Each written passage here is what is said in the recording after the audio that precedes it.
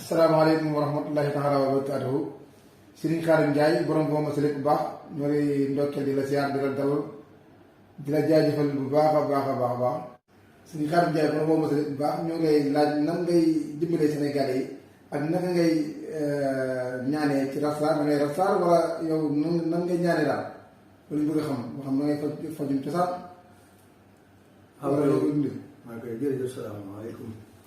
mbokk yi ñu ngi leen di nuyu baax di sant bu baax ci laaj bu am solo boobu nga laaj ñun nag dañuy yëngu ci wàllu lasraar mooy ci wàllu ñaan waaye nag ñaan nag daa am ay méthode yu ñu koy defee ñun nag ñëpp ñu maanaam ci wàllu boo xam ne ni ñu ciy ñaanee mooy ci wàllu yëpp déedéet waaye daa am wàll yoo xam ne ñun ci lañu yéenee fas yéenee jariñ Sénégal yi bu njëkk bi mooy ci wàllu listixaar mooy képp koo xam ne yàlla daal di wax nga bëgg listixaar xool say mbir moo xam jafe-jafe sa wàllu liggéey sa wàllu soxna sa wàllu yaram nga bëgg listixaar say mbir bopp daal mooy mbiru biir yi mbir yu zaahiri ak yu baatini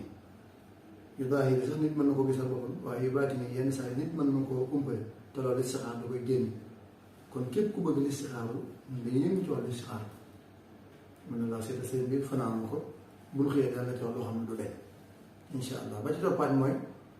dañuy yëngu ci wàllu rab mooy ci wàllu kaaraange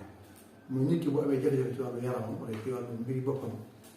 mais na koo aar saafaraal ko jafe-jafe yooyu moom aar ko aaraange ko xam day ànd ak ubbi ko koo xam ne maanaam saa bu te jëfandikoo rek mën na am tawfeex loolu nag ay càngal lay doon nit ku lu ñuy takk waaye ay càngal yoo xam ne day wax ci wàllu kaaraange ak ubbi ko ñaar yooyu ñuy ànd nit ki saa bu la sangatee ci loolu aar rek war na laa sangat ci loolu ubbi ndax aar nit ki képp rek mën na dem ba aar wërsëgam ba li war a ñëw du ñëw loolu baaxul loolu daf ñaan kaaraange waaye kaaraange nga ànd ak wërsëg ubbi ko dañ ciy liggéey ginnaaw bu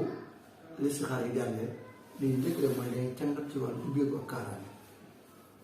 wàllu kaaraange nag bu ñu ko waxee rab a ngi ci biir seytaane ngi ci biir cat a ngi ci biir lépp ngi ci biir wàllu ubbi ko nag bu ñu ko waxee lépp ngi ci biir moom ci wàllu wërsëg dégg nga ci wàllu xame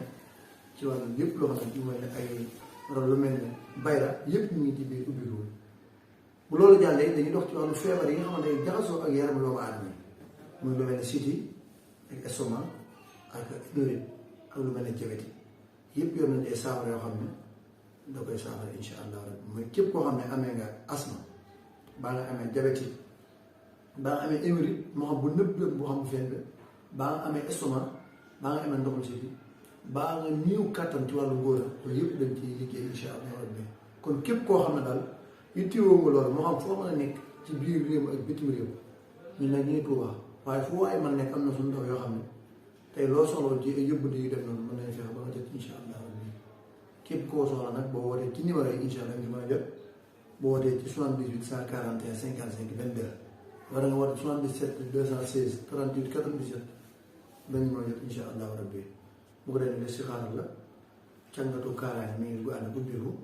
kaaraange bu ko waxee wax na ko mbooleem yi aar nit ki yëpp mi ngi ci biir dégg nga waaye bu ñu waxee ubbi gi mboolem yu ubbi nit yëpp mi ngi ci biir ak jàngoro yi nga xam ne day faral di def nit mu xam mag mu xam gone wala jigéen ndax bayut kenn lu mel ne siti estomac wala ballonnement yëpp benn feebar la boo xam ne ñoo bokk ay maam ñoo bokk cosaan estomac ballonnement ndoxum siti ak hémorroïde ba ci ñëw kattan yooyu yëpp incha allah ba ci diabète ba ci asma yooyu yëpp incha allah képp koo xam ne am nga jafe-jafe ci wàllu boobu boo déggee suñu Khadim Ndiaye borom boobu sa biir baax incha allah rabbi dana saafara kon tegtal mbokk yi ñu ngi fii ci Touba Darou Ndiaye képp ku ñëw ci station Darou Khoudoss bi rek wala ba joxe boo wootee ci numéro dana tegtal ma essayé ci kër gi incha